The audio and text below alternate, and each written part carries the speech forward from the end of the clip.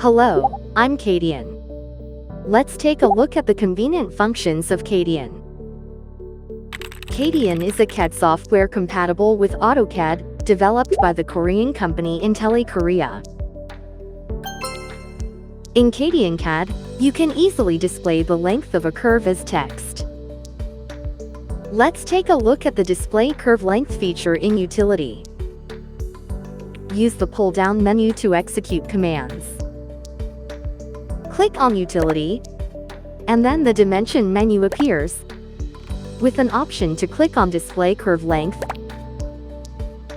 Upon selecting an arc, its length and radius are displayed as text. To display only one of the length or radius, execute the option shown in the command window before selecting the object.